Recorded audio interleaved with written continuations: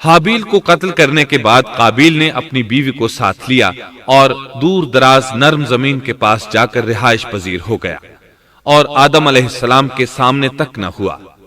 آدم علیہ السلام پہاڑوں کے قریب ایک بستی میں رہ رہے تھے، یہ ان سے بہت دور جا بسا تھا۔ اس طرح قابیل کا آدم علیہ السلام سے رابطہ بالکل ختم ہو گیا اور اس سے ایک نئی نسل کی ابتدا ہوئی۔ فحاشی اور اریانی کو ان کے ہاں عروج حاصل تھا۔ عبادت یہ لوگ اگرچہ اللہ ہی کی کرتے تھے، لیکن آدم علیہ السلام کی شریعت کے خلاف بے حیائی کے دل دادا تھے۔ تقوی کی قلت، احکام الہی کی نافرمانی اور فحاشی کا فروغ ان کے شب و روز کا معمول تھا۔ اس کے بعد لوگ دو گروہوں میں تقسیم ہو گئے۔ شریر اور برے لوگ قابیل کے ساتھ مل گئے اور آدم علیہ السلام کے دیگر بیٹے اور نیک لوگ آدم علیہ السلام کے ساتھ مل گئے۔ آدم علیہ السلام 960 سال زندہ رہے۔ ان کی کل عمر تو 1000 سال تھی، لیکن 40 سال کم کر دی گئی۔ سیدنا ابو ہریرہ رضی اللہ عنہ بیان کرتے ہیں کہ رسول اللہ صلی اللہ علیہ وسلم نے فرمایا، جب اللہ نے آدم علیہ السلام کو پیدا فرمایا تو ان کی پیٹھ پر ہاتھ پھیرا۔ اس طرح قیامت تک جتنے انسان پیدا ہونے والے تھے ان کی روحیں وجود میں آ گئیں۔ پھر ہر انسان کی آنکھوں کے درمیان ایک نور رکھ کر آدم علیہ السلام کے سامنے پیش کیا۔ انہوں نے پوچھا، یا اللہ یہ کون ہے؟ اللہ نے فرمایا، یہ تیری اولاد ہے۔ ان میں سے ایک کی پیشانی کی چمک آدم علیہ السلام کو بہت اچھی لگی۔ انہوں نے پوچھا، یا اللہ یہ کون ہے؟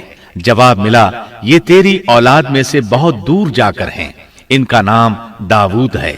پوچھا، ان کی عمر کتنی ہے؟ فرمایا 60 سال۔ آدم علیہ السلام کہنے لگے، یا اللہ 40 سال میری عمر میں سے ان کی عمر میں شامل کر دے۔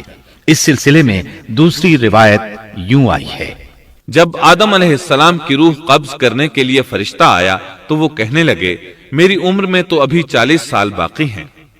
اس وقت ان کی عمر 960 سال تھی۔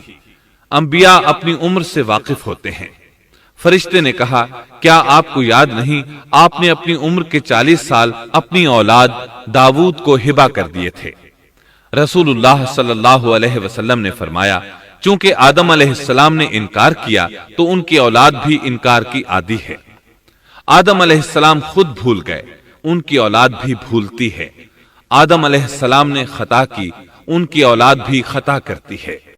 حابیل کے قتل کے بعد اللہ تعالیٰ نے آدم اور حوا علیہم السلام کو اس کا نعم البدل عطا کیا۔ اس کا نام انہوں نے شیس رکھا۔ شیس کا مطلب ہے اللہ کا دیا ہوا تحفہ۔ حابیل کے قتل پر آدم اور حوا علیہم السلام دونوں بہت غمگین ہوئے، اس لیے اللہ نے بدلے میں انہیں شیس علیہ السلام عطا فرمائے۔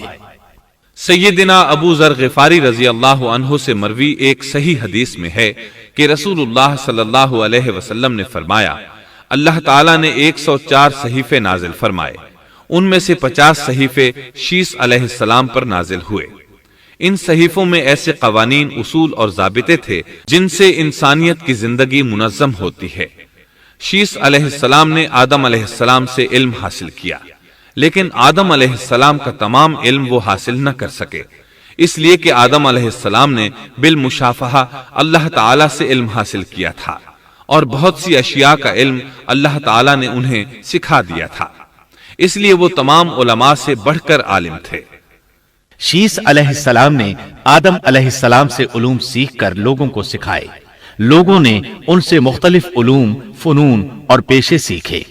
انہیں شہروں میں رہنے سہنے کے بارے میں تعلیم دی، دن رات کے حسابات سے انہیں آگاہ کیا اور انہیں بتایا کہ کن اوقات میں وہ اللہ کی عبادت کریں اور عبادت کے طریقے انہیں سکھائے۔ آدم علیہ السلام کی وفات کے بعد ان کے بیٹے شیس علیہ السلام نے ان کی ذمہ داریاں سنبھال لی۔ اب تبلیغ کا کام انہیں کرنا تھا۔ ادھر قابیل جو نرم زمین میں جا آباد ہوا تھا، اس کی اولاد نے فتنہ و فساد اور سرکشی کی زندگی اختیار کی۔ انہوں نے قتل و غارت گری کا بازار گرم کر دیا۔ یہ لوگ آدم علیہ السلام کی قوم کے پاس سے گزرتے تو وہاں بھی فساد مچاتے۔ ابن عباس رضی اللہ عنہما سورۃ الاحزاب آیت 33 کی تفسیر کرتے ہوئے فرماتے ہیں، پرانے زمانے کی جاہلیت کی طرح اپنے بناؤ کا اظہار نہ کیا کرو۔ اس وقت دو نسل